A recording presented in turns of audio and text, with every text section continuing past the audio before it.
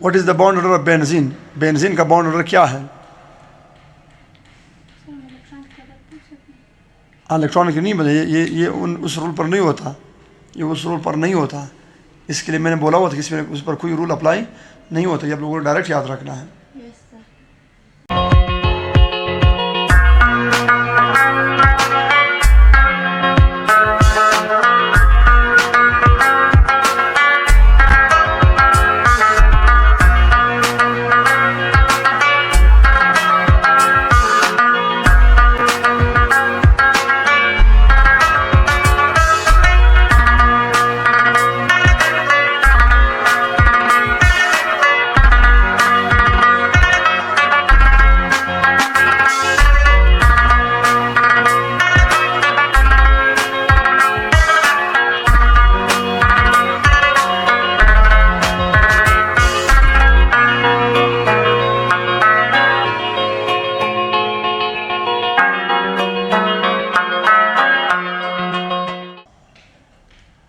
अस्सलाम वालेकुम, कैसे हैं आप सब?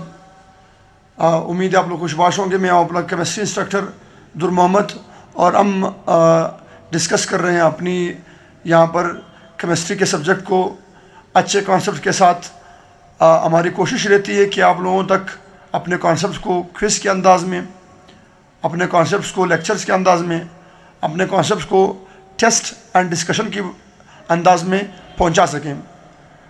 आज हमारे साथ हमारे क्लास के कुछ स्टूडेंट्स मौजूद हैं जिनका बिलोंग फर्स्ट ईयर क्लास से हैं, और अभी जो मैंने फर्स्ट ईयर के इनको जितने चैप्टर पढ़ाए हुए हैं उनका हम इनसे डिस्कशन करेंगे, और ये डिस्कशन हमारी एटॉमिक स्ट्रक्चर, केमिकल बॉन्डिंग और स्टोइचियोमेट्री चैप्टर से होगा।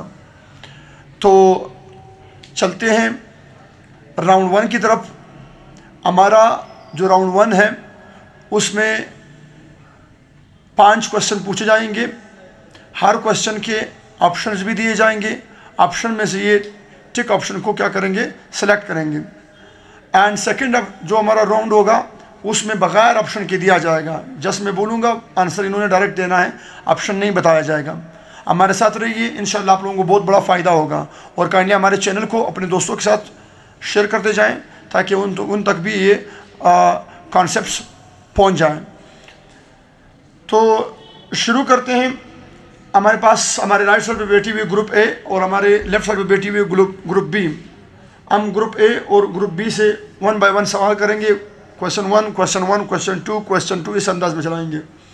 तो पहला मेरा जो सवाल है वो है the dispersion of group 1, the dispersion of atomic spectra into narrow line in the presence of magnetic field is called.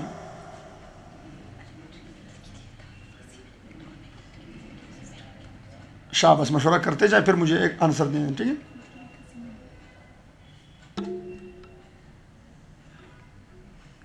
Sir ये जोर से सर ये ज़ेमेन इफेक्ट होगा। क्या होगा? ज़ेमेन इफेक्ट। मैग्नेटिक फील्ड की मौजूदगी में ज़ेमेन इफेक्ट होता है। बिल्कुल सही है। ज़ेमेन इफेक्ट है, स्टार्क इफेक्ट है, पियर इफेक्ट है, या नन ऑफ दीज है। तो कौन सा ऑप्शन है? ज़ेमेन इफेक्ट। मैंने ऑप्शन नहीं दिया। थैंक यू, शाबाश, गुड। क्वेश्चन 1 छोटी ग्रुप बी से, which of the following is false about the canal rays? Canal rays के हवाले से कौन सा हमारे पास गलत है? पहला ऑप्शन, आप लोग अपने साथ ऑप्शन लिख सकते हैं। पहला ऑप्शन हमारे पास है have canal rays have lower charge to mass ratio than electron। आप लोग लिख सकते हैं अपने साथ, यस। दूसरा option A, have lower charge to mass ratio than electron, have lower charge to mass ratio than electron, ये अल्फा ऑप्शन है। Option beta, have lower charge than electron, पहले मैंने चार्ज टू मास रेशो बोली, दूसरे में charge बोल रहा हूँ। Have lower charge than electron. Charlie, charge to mass ratio depend upon gas used. Option delta, has more ionization than neutron. कौन सा गलत है? कौन सा गलत है? जी, which of the following is false about canal rays? पहला हमारे पास है lower charge to mass ratio than electron, दूसरा है lower charge than electron, Charlie है charge to mass ratio depend upon the gas used, delta है has more ionization than neutron. Sir B है B क्या है? कि है लोअर चार्ज इलेक्ट्रॉन से yes, have lower charge than electron. Electron, बिल्कुल सही है, बेहतरीन, शाबाश। क्वेश्चन नंबर 2, थोड़ा सा आप लोगों ने आवाज़ बोलना ज़ोर से है, ठीक है, ताकि आवाज़ क्लियर आ जाए। अगला क्वेश्चन छोटी ग्रुप ए से, a subshell with n is equal to 3, l is equal to 1 can accommodate dash maximum electron. Option alpha 2, beta 6, charlie 10, delta 14. Sir A subshell with n is equal to 3, l is equal to 1 can accommodate maximum dash electron. Sir 6 electrons. Yes, शाबाश। क्या कितने electron? 6 electron. हमें shell से काम नहीं है, yes sir. हमें L से काम है। एल मीन सब शेल और एल मीन 1 है, 1 मीन पी है। पी में कितने इलेक्ट्रॉन आते हैं? 6। चाहे 2 पी हो, चाहे 3 पी हो, चाहे 4 पी हो, चाहे कोई भी पी हो, उसमें इलेक्ट्रॉन 6 ही आते हैं। बेहतरीन, शाबाश, बेहतरीन। क्वेश्चन नंबर 2 आप लोगों से है, and that is what is the mass of 1 mole of electron? Option alpha लिख लें 0.55 milligram, option beta 9.1 into 10 raised power minus 31 kg, Charlie 0.55 AMU और delta 9.1 into 10 raised power minus 31 ग्राम। 9.1 into 10 raised power minus 31 ग्राम।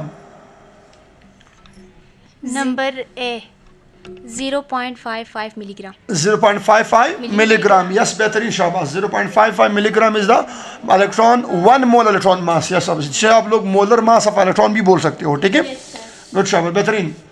छोटी what is the molar mass of 1 mole of proton? 1 mole proton का वजन कितना है? What is the mass of 1 mole of proton? 1 mole proton का वजन कितना है? ऑप्शन अल्फा लिख लें 1.727 into 10 raised power minus 27 kg। Option beta 1.007277 ग्राम या 1.6727 into 10 raised power minus 27 kg, delta none of these।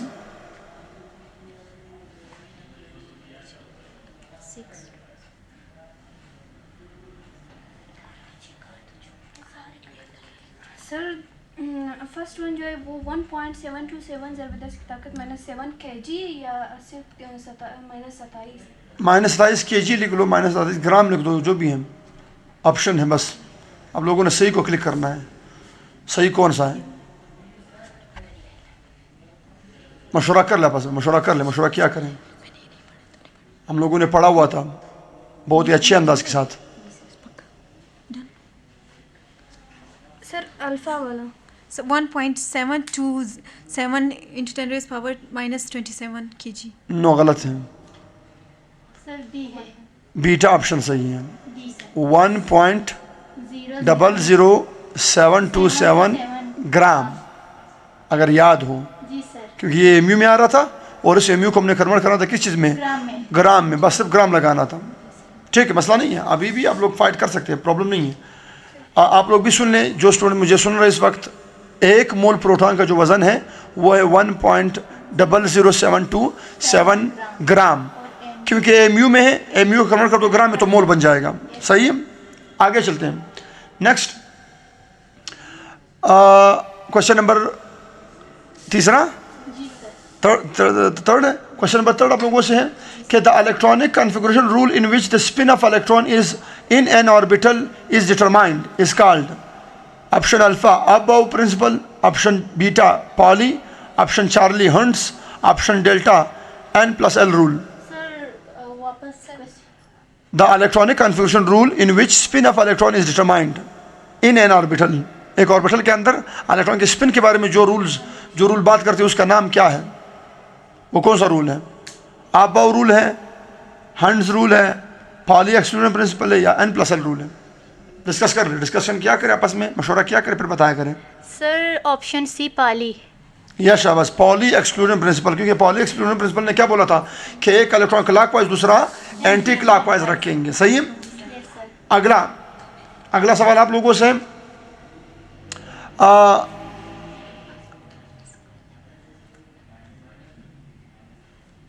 The STP means, STP से मुराद है 0 degree centigrade, comma 10.1325 pascal, beta -273 kelvin, -273 kelvin, comma 1 atm, and Charlie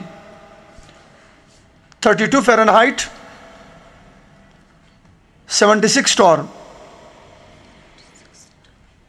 and छोटी delta 32 Fahrenheit, 14.7 psi। Sir 32 Fahrenheit और 14.7 psi। Yes शाबाश, बेहतरीन, बिल्कुल सही answer है, बिल्कुल सही आंसर, शाबाश। तो 4 क्वेश्चन हमारे हो गए। 4 क्वेश्चन की तरफ चलते हैं, ग्रुप बी की तरफ। Which one is called anti electron? Anti electron कौन है? Meson, boson, positron, आर्चार्गॉन?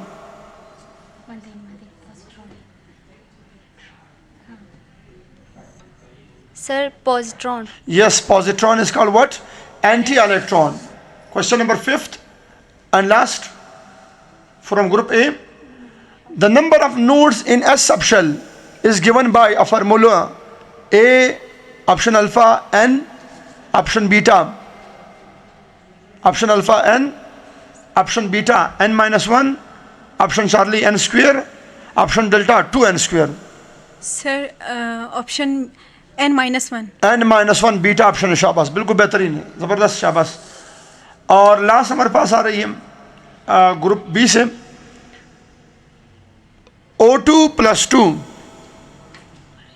O2+2 is paramagnetic, diamagnetic, both of these, none of these?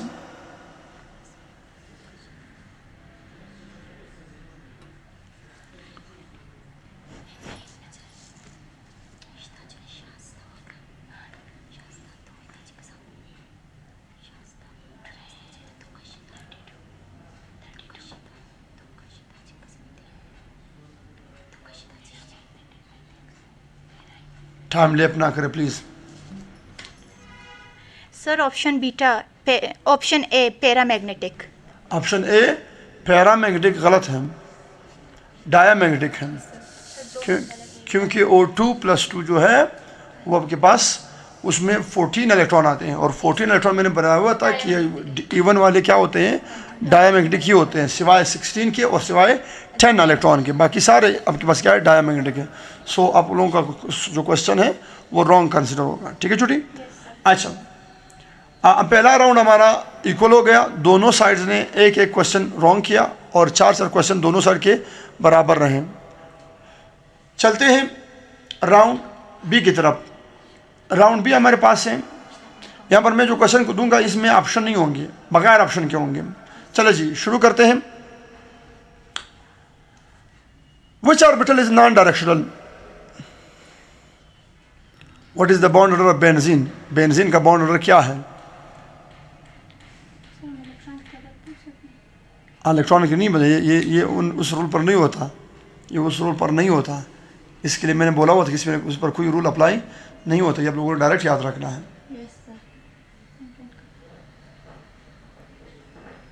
तो बकायदा मैंने आप लोगों को टेस्ट में भी दिया हुआ है।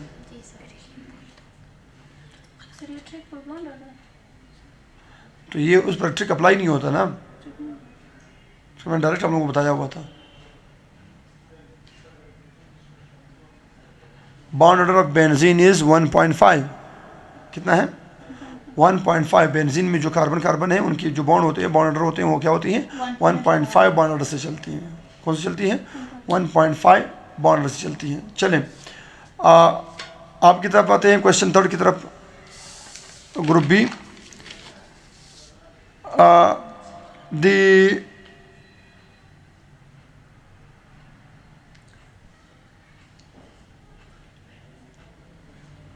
the outer orbital of carbon in ethene molecule can be considered to be hybridized to give 3 equivalent sp2 hybrid orbitals. ठीक है. The total number of sigma and pi bonds for each carbon atom in ethene. ethene में हर carbon कितने sigma बना रही है और कितने पाई बना रही है? ethene में हर कार्बन कितने सिग्मा बना रही है, कितने पाई बना रही है?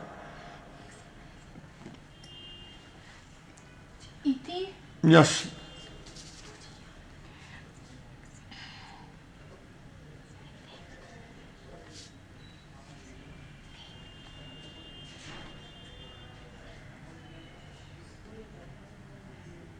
सिर्फ सर इथीन का मालूम करना है, उसके साथ जो ईथीन के जो 2 कार्बन हैं उन कार्बनों के हर कार्बन के सिग्मा और पाई बॉन्ड बता दो. हर कार्बन के? हाँ ना, 2 कार्बन है तो हर एक के सिग्मा और पाई बॉन्ड बता दो.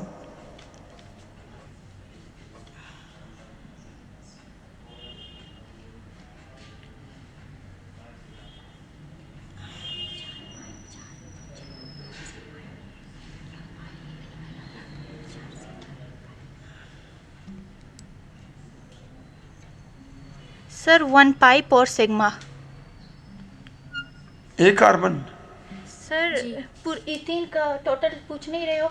नहीं, ईच कार्बन मैं पूछ रहा हूँ. Each carbon? Each carbon. Sir 1 पाई 3 सिग्मा. 1 पाई 3 सिग्मा. ठीक है, सही है. नेक्स्ट क्वेश्चन आपकी तरफ चलते हैं. छोटी question number 4th. According to VSEPR theory molecule is stable in which condition? किस कंडीशन में मॉलिक्यूल स्टेबल कंसिडर होगा? मॉलिक्यूल कब स्टेबल होता है according to VSEPR theory? VSEPR theory ने मॉलिक्यूल को स्टेबल बोला हुआ था, जो कि कब ज्योमेट्री स्टेबल होती है. याद है वो सेंटेंस? कब मॉलिक्यूल स्टेबल होता है?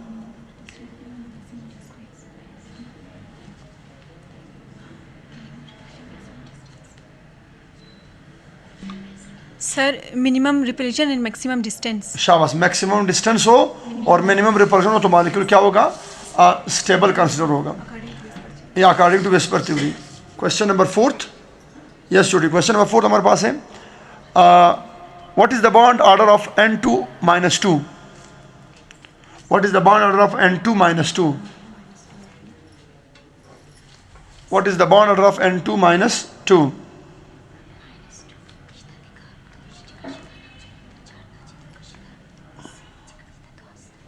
क्वेश्चन जो इन्हें नहीं आया उसका जवाब हम दे सकते हैं.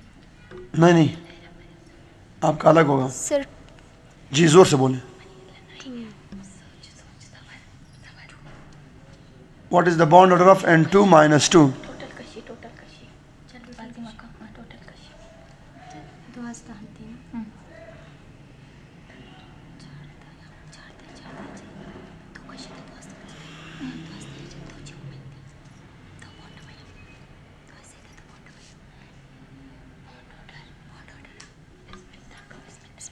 सर 2. यस, N2-2 का बॉन्ड ऑर्डर क्या है? 2 है, क्योंकि इसमें 16 इलेक्ट्रॉन है और 16 इलेक्ट्रॉन के लिए बॉन्ड ऑर्डर 2 होगा. ठीक है.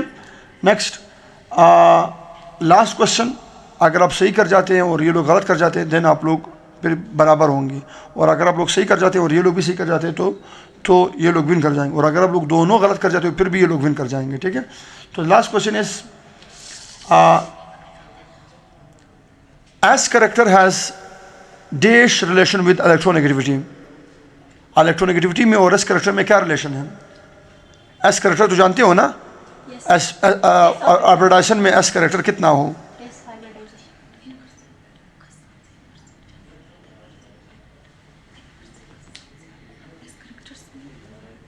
इलेक्ट्रोनेगेटिविटी एस करेक्टर से कौन सा रिलेशन है? Sir inverse relation.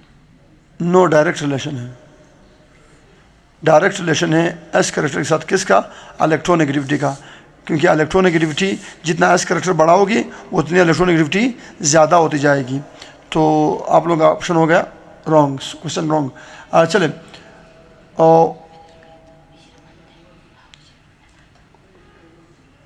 कौन से मॉलिक्यूल मोर रिएक्टिव हैं, लोकलाइज्ड या delocalised?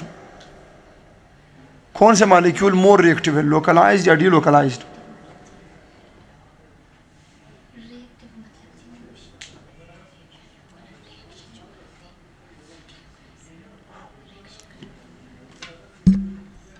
Sir delocalised molecules. Delocalised molecule more reactive है, गलत है।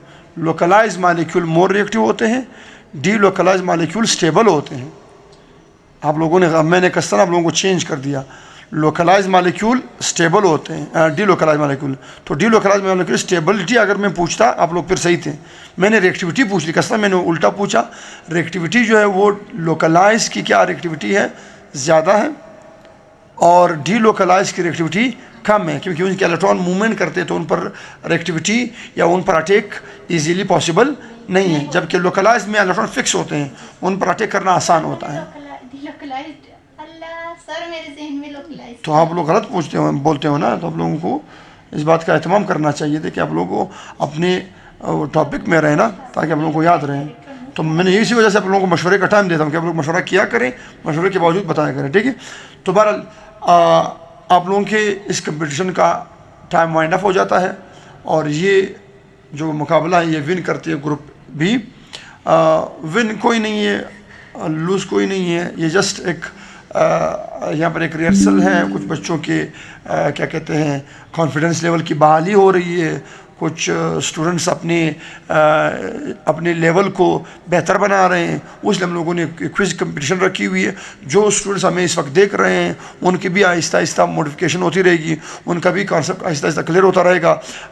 जो सवाल इनसे बच जाती है उनका एक्सप्लेनेशन मैं कर लेता हूँ, जो सवाल इनके सही हो जाते हैं उनका भी एक्सप्लेनेशन मैं करवा देता हूँ। तो आप लोग काइंडली हमारे साथ टच रहें, हमारे साथ इन टच रहें, हमारे साथ चलें, इंशाल्लाह आप लोगों तक बेहतरीन केमिस्ट्री के कॉन्सेप्ट हम लाते जाएंगे।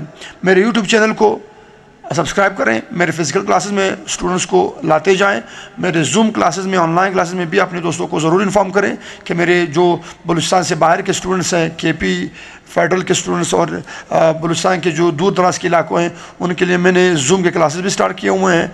अपना बहुत सारा ख्याल रखिएगा। अल्लाह निगहबान, द खुदा पामान।